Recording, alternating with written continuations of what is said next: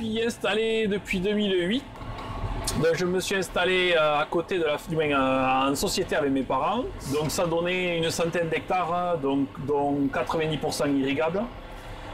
Avec ça, il y avait un atelier de vaches laitières, donc une quarantaine de vaches laitières. Donc mon père est parti à la retraite en 2016. L'activité laitière a été arrêtée.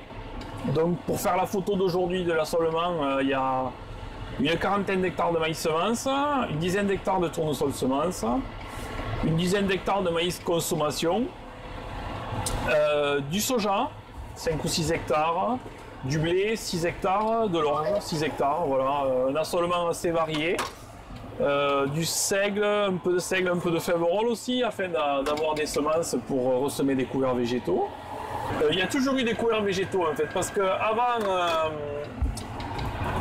on faisait du dérobé, comme on avait des vaches laitières, on faisait du régras dérobé, donc on faisait un régras, après on faisait un maïs derrière. Déjà on s'apercevait qu'il y avait des restes d'azote, des reliquats, on pouvait voir les vagues, notamment lors de la distribution avec la bineuse. Et du coup on s'est amusé, oui, à faire des couverts végétaux à la volée comme ça. On a pu certains les faire pâturer au génisse, et c'est comme ça qu'on a lancé et qu'on a bien installé les couverts végétaux sur les sols.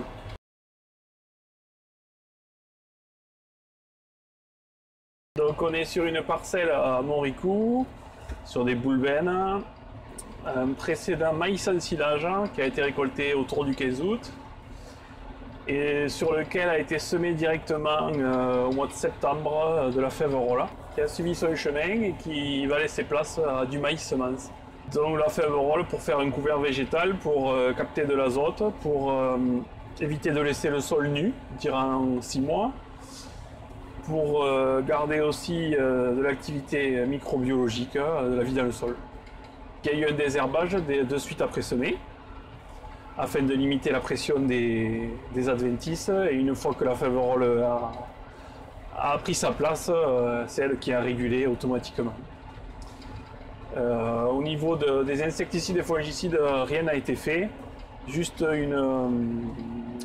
une macération a été positionnée à base d'ortie, de prêle et de fougères, afin de favoriser la vie des micro-organismes et d'aider ce couvert aussi à mieux se détruire. Il n'y a pas besoin d'acheter complètement la fève-rolle, juste une fois pliée, elle meurt. Okay. C'est pour ça que c'est un travail assez grossier, qui n'est pas forcément joli à première vue, mais d'ici 15 jours, le travail sera fini. Okay. Donc on est sur quel outil là? Là c'est un déchaumeur rapide à dents, 3 rangées de dents, une rangée de disques et un petit rouleau derrière pour appuyer. Il a le mérite de pouvoir rentrer malgré le temps sec qu'on a depuis 2-3 mois. Mais voilà, l'important c'est qu'il rappuie cette fève-rolle, qu'il la déracine un peu et le temps fera le reste. Okay. Et après donc, le tracteur et l'outil derrière sont en cumin. Tout est en cumin.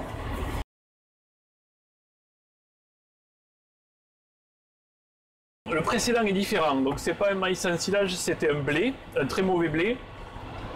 Le sol était très tassé, donc il a été fissuré avec un fissurateur. Et ensuite, il a été semé directement à la fève-rolle, en même temps que l'autre. Et le choix de la détruire 15 jours plus tôt au broyeur a été fait parce que je dois y faire du maïs grain que je sème un mois plus tôt. Donc pour gagner 15 jours, je vais semer le maïs d'ici 3-4 jours. Donc pour gagner 15 jours, j'ai broyé pour gagner de l'efficacité. Dans l'idée d'activer la minéralisation et d'avoir le moins de résidus possible à la surface qui encombre le semoir, étant donné que mon semoir n'est pas adapté. Et là toujours pareil, l'idéal ça aurait été d'avoir un rouleau FACA ou un rouleau destructeur de couvert. Mais bon, plutôt que d'investir bêtement, on fait avec les choses qu'on a sur la ferme et il s'avère que c'est intéressant aussi. Particularité ici, donc en plus de la fève-rolle, il y avait de la chicorée, de la facélie et des radis. Toujours dans l'idée de recharger ce sol et de lui redonner, qu'il puisse apporter de la potasse, de la phosphate, des éléments, de l'azote, qui puisse fixer tout ça et le donner au maïs. règle générale, les couverts donc, sont pâturés chez moi. Donc bien souvent, les couverts sur l'exploitation sont à base de seigle, produits sur l'exploitation. Du seigle avec de la facélie, du pois, de la vesse, des choses qui talent beaucoup ou qui sont très appétantes et qui poussent aussi bien ou assez rapidement sur nos sols, afin qu'elles puissent nourrir des vaches allaitantes qui sont des génisses, qui sont présentes sur l'exploitation, qui sont en pension sur l'exploitation. En fait, il y a un roulement de génisses. Elles restent 1 an et demi sur l'exploitation. Elles arrivent au mois d'octobre. Elles repartent 1 an et demi après, c'est-à-dire au mois d'avril. Et du coup, elles passent l'été dans les prairies permanentes. Il reste une dizaine d'hectares. Et passent tout l'hiver du coup dans les champs de culture, après un maïs semence, après un tournesol, après un maïs ensilage. Il y a forcément un couvert derrière et du coup elles viennent tondre le couvert et détruire le couvert. Les vaches ne m'appartiennent pas, elles proviennent de Limoux dans l'Aude. Un collègue d'école qui me les amène à l'âge d'un an et elles repartent à 2 ans et demi. Normalement en gestation, étant donné qu'un taureau arrive au mois de décembre. Lui, il me doit une pension journalière sur ses vaches, et moi je me dois de lui entretenir les vaches, qu'elles soient en bon état et qu'elles aient à manger et à boire tous les jours. Voilà. Ok, donc tout le monde est content. Tout le monde est content, tout à fait. Quand on a des couverts végétaux sur l'exploitation, donc ça améliore la vie du sol, c'est sûr. Mais le fait d'avoir un troupeau sur l'exploitation et de détériorer de suite le couvert sur place, ça permet d'augmenter encore la destruction de ces couverts et en plus ça accélère la vie du sol. J'ai pu voir en 4-5 ans, en compilant plusieurs techniques, les couverts végétaux, les vaches, l'arrêt du labour, une amélioration de la matière organique. Je ne parle pas d'augmentation, mais surtout une amélioration. On se stabilise, voire on augmente un peu tous les ans, et c'est dû grâce à ces phénomènes-là qui s'entrecroisent. Le couvert est assez riche, on l'a déjà remarqué avec le collègue, avec les éleveurs. Les vaches au brac arrivent ici à 1 an, elles repartent d'ici à 2 ans et demi. Sur 20 vaches en moyenne, elles partent entre 500 et 600 kg, poids vif. Et ce qui correspond à peu près à des génisses élevées dans le Cantal, dans des étables, avec des compléments, avec de l'ensilage, avec de l'enrubané. Sauf que là, c'est nourri spécialement ce qu'il y a sur le sol. Sans machinisme, c'est-à-dire sans récolte, sans fauche, sans... Vraiment, l'avantage de ce système-là, c'est tout ce machinisme qui est en moins. Il n'y a pas besoin d'un épandeur à fumier, parce que si j'avais des vaches en pension dans l'étable, il me faudrait tous les jours les pailler, sortir le fumier, du travail supplémentaire, sauf que là, il se fait directement dans le champ.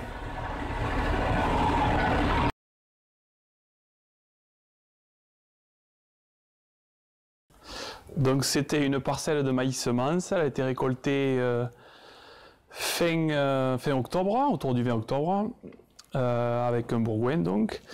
De suite il y a eu semis direct du couvert, donc à base de seigle, de facélie, de vesse, voilà.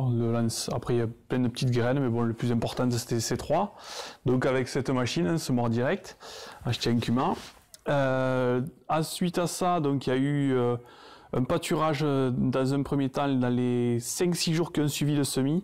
Il y a eu pâturage des vaches afin de manger les mauvaises herbes et les restes de coques de maïs qui restaient, notamment des mâles de maïs. Les vaches sont venues 5-6 jours, on les a mis autre part. On les a remis en pâturage à partir du mois de décembre. Où là il y avait une dizaine de génisses de 2 ans, des aubracs, avec le taureau, qui ont passé 2 mois sur une quinzaine d'hectares là, à brouter les pousses. Alors le couvert n'était pas forcément très gaillard, il était assez chétif, il avait du mal à pousser, mais bon, ça suffisait à alimenter un troupeau de 10 génisses. Et donc du coup, au mois de février, ces génisses on les a changés, on les a mis sur la parcelle d'à côté. donc afin de faire pousser le couvert quand même, de le faire réveiller. Donc il y a eu un repos du couvert pendant 2 mois. Notamment pendant ce repos, j'ai voulu déchaumer pour commencer à préparer le sol, pour éviter d'avoir un sol trop dur au moment de la préparation du sol. Le seigle, ça avait bien déchaumé, donc c'était assez propre, on ne voyait plus trop de végétation. Et là, malgré la sécheresse, malgré un temps un peu chaud et difficile, le seigle a repris des couleurs et a repoussé. Et donc l'avantage ou l'inconvénient qui est devenu un avantage, c'est qu'il a fallu mettre les vaches dessus parce qu'il allait avoir trop de végétation et comme je ne laboure pas les terres, j'allais avoir un problème au niveau du semoir, j'allais avoir un bourrage. Donc voilà, elles sont venues un peu m'aider dans mon système. Et donc là, voilà, il y a 30, de ce coup-là, il y a 30 génisses depuis une semaine qui mangent à peu près ce qu'elles trouvent. Bon, le seigle qui est avancé, elle le laisse parce que je pense qu'il est trop dur, il est trop pétant quand il est épi. Mais bon, je pense qu'elles ont fait 75% du travail que je leur ai demandé, donc ça me va bien.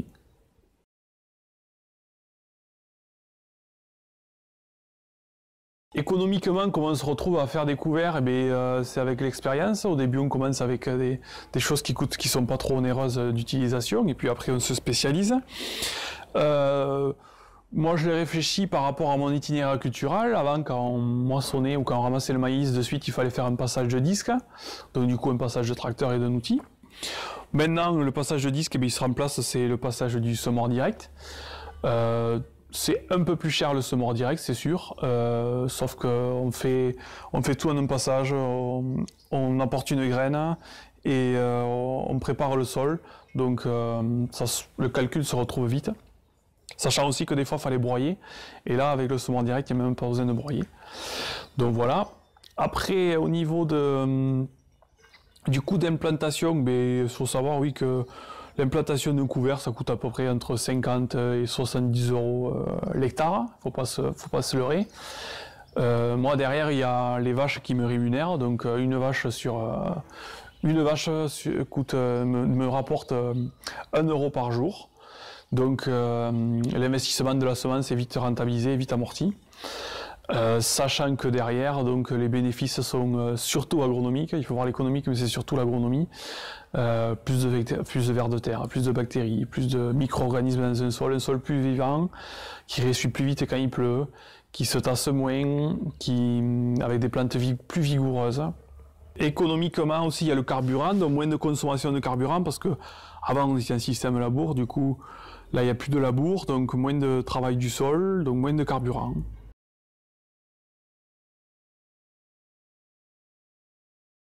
La chambre d'agriculture, des collègues, Facebook, des groupes Facebook avec des personnes qu'on ne connaît pas, mais chacun amène son expérience,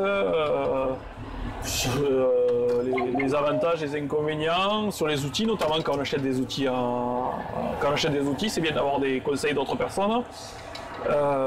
Les semences, pourquoi utiliser cette graine plutôt qu'une autre? Oui, beaucoup avec Facebook. Et puis des collègues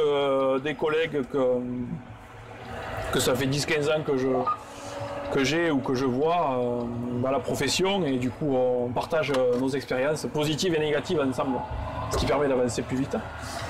Dernièrement, localement, on a acheté un semoir direct avec d'autres collègues, et là aussi on travaille ensemble, donc les étapes positives, les étapes négatives, on arrive à se partager les choses et ça permet aussi d'avancer ensemble, quoi. Aussi, on vient de monter un groupe sur les macérations, sur les huiles essentielles, sur la vie du sol. Donc avec la chambre d'agriculture, ça s'appelle un groupe 30 000, où là aussi on échange. D'autres collègues sur le Tarn-et-Garonne sont un peu plus avancés que moi et on partage des photos dans un groupe WhatsApp. On essaye d'avancer ensemble, quoi. Quand on est dans son coin, on peut avancer, mais on peut avoir énormément d'échecs. Et le fait de partager ces échecs, ça permet à d'autres de ne pas les faire. Voilà. Il faut commencer avec faut aller très simple. Moi, ça fait 10-15 ans que j'en fais, bon, maintenant je suis habitué, mais il faut aller très simple. Il faut commencer déjà à dire mais je vais semer ce que j'ai dans l'hangar, hein, si c'est du blé, si c'est de l'orge, si c'est de la fève rôle, de la boîte. Je sème ça même à la volée, si je veux pas mettre trop d'argent. J'essaye sur un champ et je regarde les effets, quoi. Puis voilà. Moi, c'est comme ça que je me suis aperçu qu'il y avait des choses à faire et qu'elles étaient positives. Donc c'est possible de commencer sans que ça coûte trop cher. Ah oui, tout à fait. Bon, ça, comme moi, maintenant, c'est vrai qu'il y a un semeur direct en cumin, il y a beaucoup de choses qui ont avancé sur l'exploitation, mais sinon, ça fait 10-15 ans qu'on balbutie avec les outils qu'on a sur l'exploitation. Hein. Les chômeurs, les disques, le semoir centrifuge, il y en a forcément un dans toute l'exploitation. Donc on peut faire des choses. C'est pas une question d'équipement, c'est juste une question de volonté.